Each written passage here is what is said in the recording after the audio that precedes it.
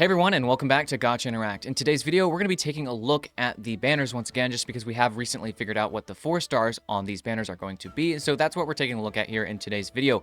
But before we get into that, we also just really quickly wanted to let you guys know that the Chronicled Wish banner that we did recently talk about, and I think in our last video, is actually going to be on the second half of 5.3. It's not going to be alongside of Mavuika and Sitlali. It's actually going to be alongside Arlecchino Cloran. You can see there in the Twitter post that we have pulled up in the background. So just to kind of let you know, you have a little bit more time to think about that, and also maybe more focus at the first half with Mavuika and Sitlali themselves. But also, like I said, in this video, we're going to be taking a look at the 4 stars on these banners, and that is Kachina, Diona, and Bennett. So starting right off, Vixen, I actually want to hear your opinion first. I guess let's just start and talk one character at a time. I guess starting with Kachina, what are your overall thoughts and just stuff on Kachina? Well, I've actually made a build guide over on my personal channel talking about her, and I think that gave me a better liking towards her. I already really liked her as a character. I thought she was an extremely strong character, and when we first got her, she was the only character that could really use the 4P scroll set well enough to be a support character. And obviously, Shilona came out right after that, and sadly, kind of quote-unquote kind of power crept her. But I do think that Kachina is still an extremely strong and good character. Good damage, can be used in a lot of the same teams that you would use Shilona in, but can even be used outside, in some other teams. That 4P scroll, the Hero of Cinder City, is really, really strong. As long as she's in there in that team, you're able to create the maximum damage bonus because she'll be in her Knight's Blessing state. So I think that Kachina is, I think a lot of people do recognize her as being a good character, so I don't want to say that she's undervalued. But I do think that a lot of people just immediately think of Shilonen, which is totally fair because Shilonen is technically a better character. But I do think that if you don't have Shilonen, Kachina is a pretty good character to have in the meantime. I think there's a lot of good things to say about Kachina. I mean, as a character, as a, the design of the character, as well as I think the story a lot of people enjoyed as well with her. And then her kit in and of itself. I think she's one of the complete packages we've gotten from more of the recent characters. She's one of the better 4 stars as a complete package, in my personal opinion, of everything that you look at with her. Yeah, and considering that she was a free character, it's a really good bonus just for everyone to have. And, that's kind of a thing about her is, well, because she was free and because everyone has her, unless they're a new player after 5.0 and weren't there for that free claim, that kind of takes away from the value of her being on a banner just because everyone already has her. So really, when you look at Kachina here on a banner, you're really thinking, for the most part, about constellations. Are her constellations good?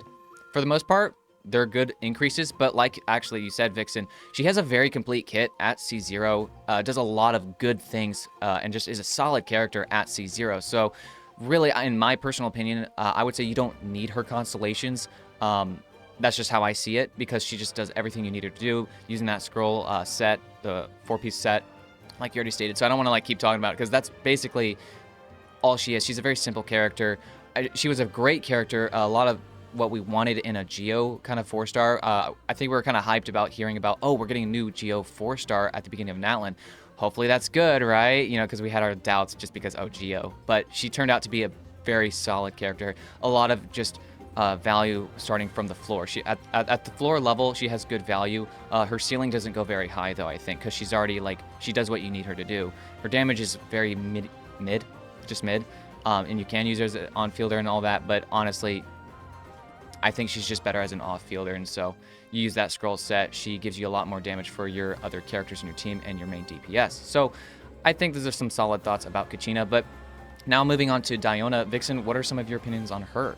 Diona is a special character for me because the thing with Diona is that she was an extremely good character for me, I think, at the beginning.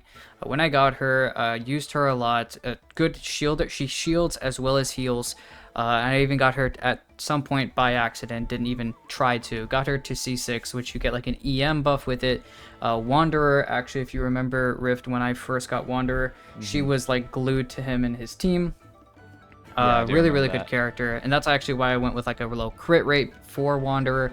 There's a lot of good usage, I think, that comes with Diona. I think the only thing is I think she's a good character. I think that she's a strong character. The heals and the shields are very, very good. I think the only thing, and obviously the C6 is actually pretty nice. 200 EM when you're inside her little healing thing is pretty good. But I think once you think about looking on the other side of the banner, I mean, we already have Layla, who is a better shielder at the end of the day, better damage, more application. Layla is, in every sense of the term, basically a better character outside of healing, but she has a better shield. So do you really need the heals? Just depends on, is your character changing their HP or something, or draining it like Farina. I think that, she's a pretty solid character. Citlali, though, is literally like the 5-star version of both Layla and Diona, and just like put up to a maximum of 11. You know what I mean? Like, it's very funny that she's on the banner. I do think, though, that either way still, especially if you're going for like Malwika or something, you can really get some good, some good melt teams or whatnot. Still a good character, good shields, good heals, just a combo of a character. Surprisingly strong for considering she was such an early game character. I don't know. What do you think, at least? Yeah, I kind of the same opinion. Surprisingly strong, considering that she was a very, very early character in the game. She still has certain uses, just because she's a very utility-focused character. I mean, she has the shield. She can heal. She actually reduces attack of opponents in one of her passive with her bursts, which is very interesting and kind of a unique thing. So she has a lot of things that she can bring to the table. It's just because she has so many different facets, she doesn't really like spec into one of these facets very incredibly well. Like, yes, Layla is a better shielder than Diona. Now, on a different side note, one thing I did hear, kind of researching a little bit on Citlali, and I actually got this from Andad, if you guys watch him, in his video on Citlali, based on the theory crafting there, I think Citlali's shield is only minimally stronger than Diona's, as kind of perspective. Like, maybe even Layla's shield is possibly stronger than Citlali's, which I found kind of interesting. Like, oh, okay, so Citlali's not so much focused into her shield as she is in maybe some other things, like just the fact that she's giving a buff to the melt and vaporize reactions and whatnot. So I just found that very interesting. And kind of on a side note, she's more actually comparable to Diona's shield strength, which just interesting to me. But when I think about Diona, I actually had a recent resurgence with her in value, just because when I pulled Chaska, Diona actually became a very used character on my account, whereas before wasn't quite getting as a lot of use. I was probably just using Layla for like my Hu Tao teams, and yeah, you can use Diona too there, and yes, you can use Layla for your Chaska as well. It is a better shield for one thing, but I just really liked Diona because I was like, man, she's not seeing a lot of playtime, and with Chaska, I was actually being able to use pretty much everything that Diona had to offer with her kit. I was reducing the attack of the enemy.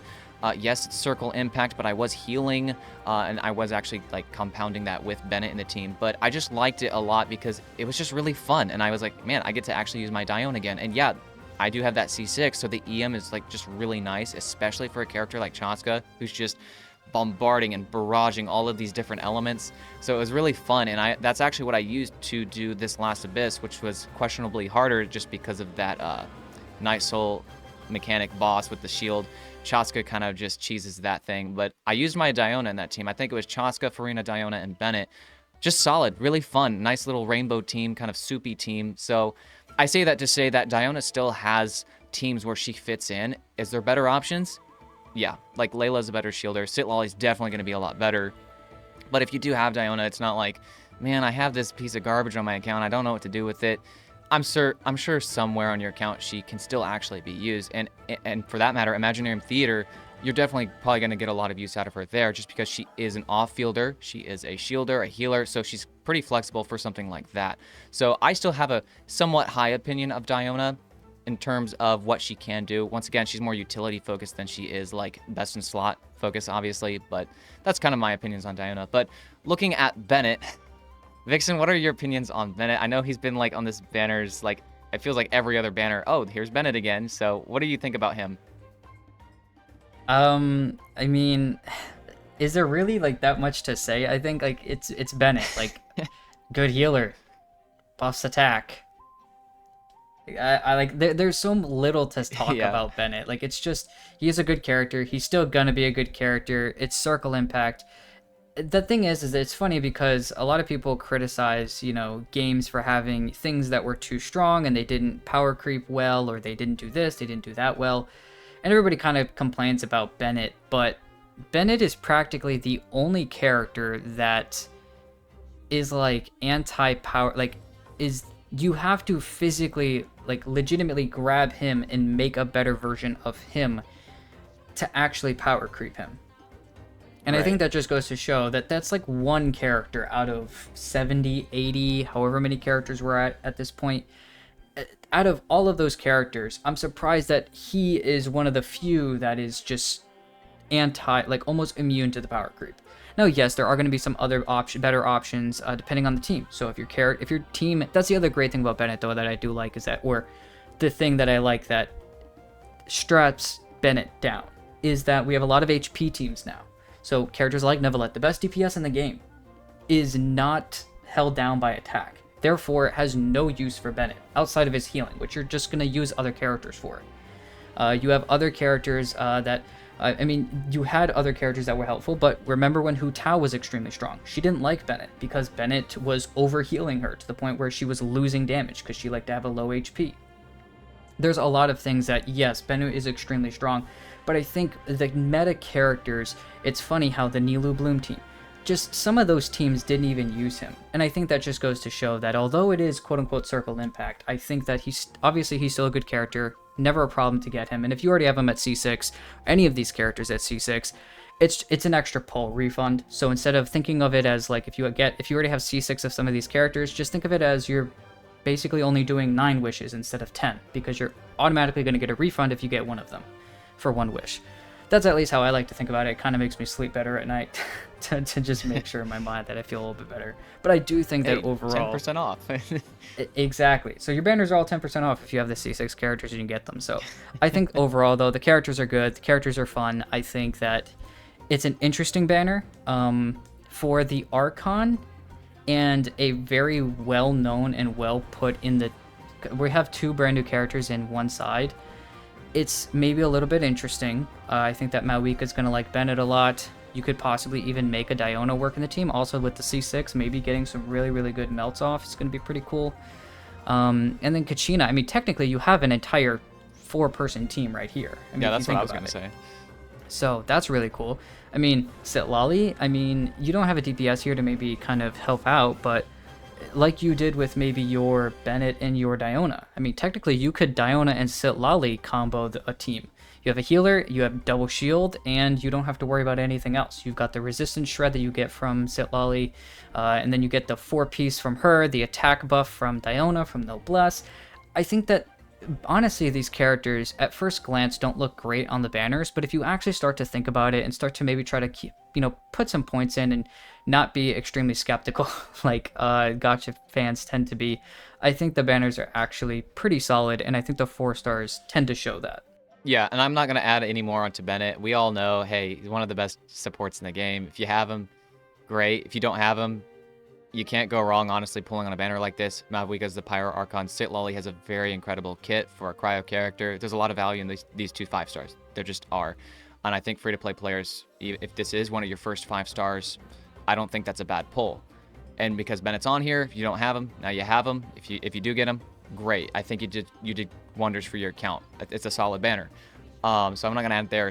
But yeah, like overall, you already kind of talked about it. I did just talk about it there. Yeah, I think when you do think about it, like you said, it's not a bad banner. Yeah, Kachino is free.